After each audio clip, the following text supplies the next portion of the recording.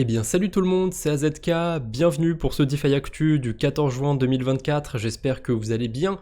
On commence par un petit débat, est-ce que vous y croyez à un airdrop sur Base? Oui ou non? Je vous laisse me dire ça en commentaire, et dites-le moi maintenant si jamais vous voulez pas être influencé par mon avis, parce que j'ai envie de donner le mien aussi tant qu'à faire. Moi, j'y crois. Mais clairement, ce sera pas pour tout de suite. À mon avis, ce sera dans un petit moment. Si un jour on a un airdrop sur Base, je suis même pas sûr à 100%, parce que oui, on a Coinbase à côté, ils ont déjà leur action en bourse, on a Brian Armstrong qui fait comprendre que non, c'est peut-être pas une bonne idée d'avoir un token pour Base, mais d'un côté, je trouve que ce Layer 2, il est quand même un petit peu à dissocier de l'exchange, même si évidemment c'est difficile de dissocier les deux, mais je trouve que c'est quand même deux mondes à part. Après, voilà, peut-être qu'il y aura jamais de token, c'est comme ça, faut se faire une raison. De toute façon, je spécule pas sur un airdrop de Base, j'utilise la blockchain Base avant tout parce qu'il y a des stratégies sympas à faire en termes de DeFi, j'en partage assez régulièrement. Donc si un jour il se passe un truc sympathique du côté de Base, je pense que je serai récompensé, mais si jamais il se passe jamais rien, s'il n'y a pas d'airdrop, c'est pas très grave parce que en attendant, j'aurais trouvé des trucs sympathiques à faire sur la blockchain Base. Une news qui va pas faire plaisir à tout le monde, c'est du côté de ZK Sync. ZK Sync, ils ont pas l'air de vouloir changer grand chose par rapport à la première version de leur checker. Donc le token aura bien lieu le 17 juin. A priori, si vous n'étiez pas éligible ou alors si vous aviez que très peu de tokens, ça va pas être revu à la hausse, ça devrait pas changer. Et ils ont aussi publié dans la foulée la liste des protocoles de l'écosystème qui ont touché des tokens ZK et qui vont sûrement les redistribuer à leurs utilisateurs. Ça, c'est un pattern qu'on a vu sur la plupart des blockchains. Il y a des tokens qui sont distribués à des protocoles. Ça permet de distribuer des rendements qui sont assez élevés, donc d'attirer les liquidités sur la blockchain. À mon avis, il risque d'y avoir des stratégies sympathiques à faire sur ZK Sync. On verra d'ici là, quand le token sera lancé, je vous ferai peut-être un quadbo sur la DeFi à faire sur ZK Sync. En tout cas, il y a un truc qui est quand même dommage par rapport à cet airdrop de ZK Sync. Il y a un compte en ce moment qui est en train de vérifier toutes les adresses qui ont été identifiées comme Sibyl sur de précédents airdrops et même sur la liste qui est pas encore confirmée de Layer 0. Alors sur la liste qui est pas encore confirmée de Layer 0, c'est à prendre avec des pincettes, mais a priori il y aurait 136 millions de tokens ZK alloués à des adresses marquées comme Sibyl. Mais le pire, je trouve, c'est par rapport aux airdrops qui sont déjà passés depuis un moment. On a celui d'Optimism, celui de Hop Protocol aussi, où là il y a encore plusieurs millions de tokens ZK qui ont été alloués à des adresses qui ont déjà été taguées comme Sibyl sur de précédents gros airdrops. Un petit peu dommage, je trouve, mais bon, c'est comme ça, la décision leur appartient. Et ah si, il y a un dernier truc assez rigolo aussi, il y a pas mal d'adresses de bridge ou d'exchange aussi qui sont éligibles à des tokens. Il y avait Bybit que j'avais vu passer hier, là je vois qu'on a Orbiter Finance et LayerSwap. Mine de rien, l'airdrop de ZK Sync ratisse plus large que prévu. On enchaîne avec Lil Pump qui se tatoue Solana sur le front. Alors c'est presque étonnant qu'il ait pas fait parler de lui avant, parce qu'honnêtement avec un pseudo comme ça, Lil Pump sur la crypto, c'est quand même pas mal. Et en plus je viens de voir qu'il a changé sa description sur X pour $ Lil Pump CTO. Donc j'ai pas été voir, mais à tous les coups il a lancé ou il va lancer un meme coin sur Solana, dans la même foulée que Iggy Azalea et plein d'autres. Aïe aïe aïe aïe aïe, quand quelqu'un se tatoue le logo, le nom d'une blockchain sur le front, honnêtement, je pense qu'on est plus près du top de marché que du point bas de marché. Après, vous faites ce que vous voulez. Faites attention aussi par rapport aux réseaux sociaux. Il y a beaucoup d'euphorie, beaucoup de gens qui disent que le bull run, il a à peine commencé, etc. Faut quand même savoir un truc, c'est que les influenceurs crypto, ils ont tout intérêt à vous brosser dans le sens du poil, à vous dire qu'on est en bull run et tout, parce que il faut faire un contenu qui vous plaît, parce que sinon vous cliquez pas, vous likez pas, vous commentez pas. C'est comme ça, c'est le jeu. Ça veut pas dire qu'on peut pas avoir un gros bull run et tout, qu'on est déjà à la fin. Non, peut-être qu'on est qu'au début de quelque chose. Moi, ce que je pense, c'est que il ne faut pas comparer ce cycle qu'on est en train de vivre au précédent cycle. Parce que on n'était pas du tout dans les mêmes conditions de marché au global. Niveau des États-Unis, c'était beaucoup plus propice en 2021. On n'avait pas l'inflation qui était à des niveaux d'aujourd'hui. La planche à billets, elle imprimait à fond, donc vous inquiétez pas, il y avait de l'argent à risquer sur les marchés financiers. Là, on n'est plus sur un sprint, on est plus sur un marathon, à mon avis. On va être sur des cycles qui vont vraiment s'allonger. Et honnêtement, quand on voit quand même d'où on est parti depuis le bear market, c'est pas mal du tout, je trouve, sur Bitcoin et même sur Ether. Alors oui, il y en a plein qui vont dire Ether, il a pas encore fait d'ATH, donc forcément, on n'est pas en bull run. Bon, c'est les mêmes qui disaient Bitcoin il a pas fait d'ATH donc on n'est pas en bull run, maintenant il en a fait un. Enfin, les gens ils trouveront toujours quelque chose, voilà, ce sera toujours plus tard. Au bout d'un moment, acceptez que ça a commencé.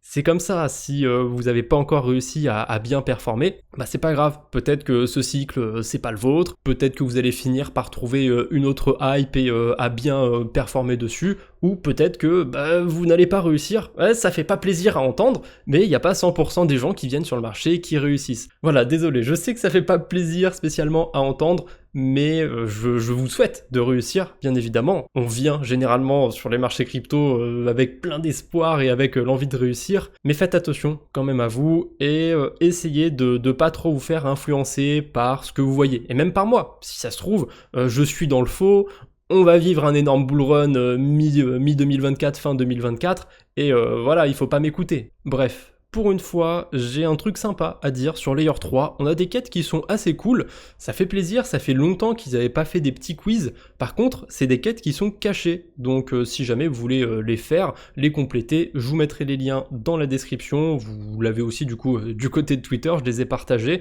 je sais pas pourquoi ils ont fait en sorte de cacher un petit peu ces quêtes, mais bon, je remercie du coup Stoof sur Discord qui les avait partagées, voilà, je me suis dit qu'à mon tour j'allais les repartager pour les faire découvrir à un petit peu plus de monde, parce que c'est sympa, ça fait longtemps qu'on n'a pas eu des quiz, ceux qui les font de manière legit, parce que oui on peut juste répondre au pif et essayer de passer le plus vite possible les questions, mais ceux qui les font de manière legit, bah voilà, vous allez peut-être apprendre 2-3 trucs du côté de Polygon, et d'ailleurs ça m'étonne pas qu'on ait des quêtes comme ça à base de quiz du côté de Polygon, parce que Layer 3 distribue pas mal de tokens Matic, à mon avis, je sais pas s'ils ont chopé un Grant ou quoi que ce soit, mais je sais pas, Polygon ils ont l'air d'avoir plein de Matic à distribuer à Layer 3. On enchaîne avec un shitcoin sur Solana, le Beer qui a dumpé follement dès qu'il a été listé sur Bybit, moins 80%. Alors comment ça se fait? La team et les insiders contrôlaient plus de la moitié des tokens, donc forcément bah ça se passe mal en général quand on a ce genre de scénario. Et vous voyez, c'est pas parce que ils ont 50% des tokens que le token, au pire des cas, il va faire un moins 50%. Il y a un truc qu'on oublie très souvent sur le marché crypto, et c'est aussi pour ça qu'on a des bull runs et des bear markets, c'est qu'on est sur un marché qui est très peu liquide. Quand vous voyez le nombre de bitcoin qui est en circulation, je sais pas combien il y en a, mais je dirais qu'il y en a même pas 10% qui sont prêts à être vendus. Il y a très peu de liquidité disponible. Donc en gros, ça veut dire que si vous injectez 1 million de dollars sur le Bitcoin, ben il va prendre plus 10 millions de dollars de market cap. Mais ça marche aussi dans l'autre sens quand vous allez vendre. Bref, je vais pas m'attarder plus que ça du coup sur ce même coin. On a aussi Holograph qui s'est fait hacker, tant qu'on est dans les mauvaises news. Plus précisément, le hacker a pu minter 1 milliard de tokens HLG. Il a été les dumpé, probablement, là j'ai pas été vérifié mais ça m'étonnerait pas qu'ils aient été convertis en Ether et envoyés sur Tornado Cash. En tout cas, le token d'Holograph s'est bien fait défoncer. Pour ma part, j'étais éligible à cet airdrop, mais comme il fallait faire un KYC, aller le récupérer sur Bybit et tout, j'y suis pas allé, j'ai pas récupéré mes tokens. Ça valait quelque chose comme peut-être 30-40 dollars au listing.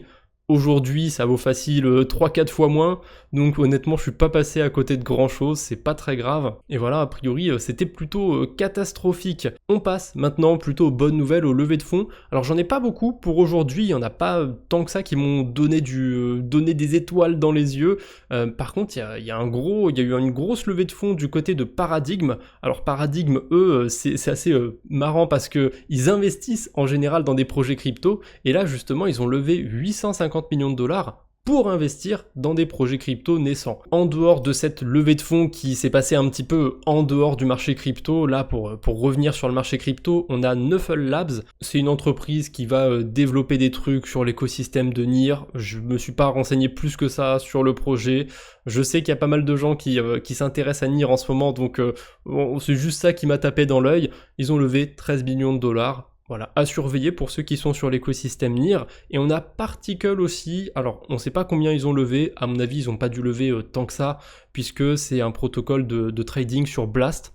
Voilà, la saison Blast elle va bientôt s'achever, on a l'airdrop de la blockchain qui devrait tomber le 26 ou le 27, j'ai oublié, et on a pas mal de tokens aussi de protocoles de l'écosystème qui devraient arriver dans la foulée. Je suis très curieux de voir ce que ça va donner. Après tous ces airdrops, est-ce que les liquidités vont rester du côté de Blast? Est-ce qu'ils vont réussir à faire d'autres saisons sur leur airdrop et est-ce que ça va plaire aux utilisateurs? On verra bien. Allez, on passe sur les airdrops maintenant. Il y a pas mal de news autour des airdrops. On commence par Azuro. Voilà, le token Azure, il est enfin lancé. On peut pas réclamer ces tokens, par contre, on peut quand même aller les staker. Donc, curieux, mais pourquoi pas. Azuro, pour le coup, j'en avais parlé il y a ultra longtemps sur la chaîne, ce que vous êtes en train de regarder, j'en avais parlé il y a plus d'un an, j'avais fait une vidéo dessus, et en gros, Azuro, il développe des outils pour construire des protocoles de prédiction, de paris sportifs, etc. On aime, on n'aime pas, peu importe. Il y avait moyen de soit faire des paris sur des plateformes qui utilisaient Azuro, soit apporter des liquidités aussi. J'avais apporté un petit peu de liquidité de mon côté, et je vais vous montrer mon airdrop, soyez pas trop jaloux d'avance. Par contre, pour en avoir parlé avec d'autres gens qui l'ont farmé Azuro, eux ils ont été smart, ils ont fait du delta neutre sur Azuro. Donc ça veut dire qu'en gros, sur un match de basket, de foot ou ce que vous voulez, ils pariaient en gros sur les deux équipes, donc ça permettait du coup d'équilibrer un petit peu le pari. Bien sûr, je suppose qu'il y avait moyen de faire des paris plus précis pour équilibrer encore plus les chances, mais je vous donne un exemple global pour que vous fassiez une idée de ce que c'est le delta neutre dans ce cas-là. Donc voilà, c'était essayer de parier sur tous les résultats possibles d'un match. Il y avait un petit peu de frais évidemment qui étaient perdus à chaque fois, mais ça leur a permis de faire pas mal de volume et a priori ils sont pas trop déçus de leur allocation. Moi j'ai juste apporté un petit peu de liquidité, j'ai peut-être fait un ou deux paris pour le fun. Voilà, 12 tokens Azure, ça vaut 30 centimes au pré-market, donc si jamais il est listé autour de 30 centimes, ça me fera 3,60$. C'est pas terrible. Je sais pas sur quelle blockchain on pourra claim les tokens, j'espère que on pourra les claim du côté de Gnosis, parce que Azure ils se sont lancés sur cet écosystème. Voilà, on verra bien. En tout cas, je pense pas aller très très loin avec cet airdrop. Je pense pas qu'il y ait beaucoup de gens qui me jalousent pour le coup. On a Nostra aussi qui dévoile les infos par rapport à son airdrop. Ça va arriver le 17 juin. Alors, ils sont déter. Eux, ils veulent arriver en même temps que ZK Sync. Ils se disent, peut-être qu'il y a personne qui va nous voir. Les gens vont même pas se rendre compte que notre airdrop il est lancé. Donc peut-être que ça va pas dumper. J'en sais rien. En tout cas, il y a 11% des tokens pour la saison 1. Ah oui, c'est Nostra qui avait dit qu'ils étaient en train de faire l'airdrop le plus fair, le plus juste, alors que tous les tokens seront dispo au lancement. Tous les tokens, sauf une partie des tokens pour la communauté. Par contre, les investisseurs, la team, pas de soucis, ils vont pouvoir dumper. Enfin bref, ça va être le bordel à mon avis ce token quand ça va être lancé. On revient du côté de Layer 3, il y a le CEO de Layer 3, enfin le cofondateur plutôt, qui nous a partagé cette petite formule toute simple. C'est un I si je dis pas de bêtises, donc I de P égale C sur P plus D, donc C c'est clairement les cubes, je pense que c'est sûr. Ensuite P ça pourrait être l'XP, et D ça pourrait être, ça englobe peut-être plusieurs choses, parce qu'a priori il y a le volume qui va être pris en compte sur Layer 3, on peut faire utiliser un agrégateur et utiliser un bridge dessus, on a aussi les good morning, peut-être que ça va être pris en compte, mais ça m'étonnerait que le D ça corresponde à day pour good morning. Donc voilà, ils nous ont partagé la petite équation pour l'airdrop, en fait, ça devrait être calculé comme ça. On sait pas encore exactement les lettres à quoi elles correspondent, mais je pense quand même que C c'est cube, P c'est probablement l'XP. Bref, si vous avez des hypothèses sur à quoi pourraient correspondre ces lettres, n'hésitez pas à me les partager dans les commentaires. On a Suiland qui fait un partenariat avec Bluefin et c'est pas le seul protocole, j'ai vu Scallop, j'ai vu Navi, je pense qu'il y a encore d'autres protocoles de l'écosystème Sui qui devraient faire ça, qui devraient faire un partenariat avec Bluefin.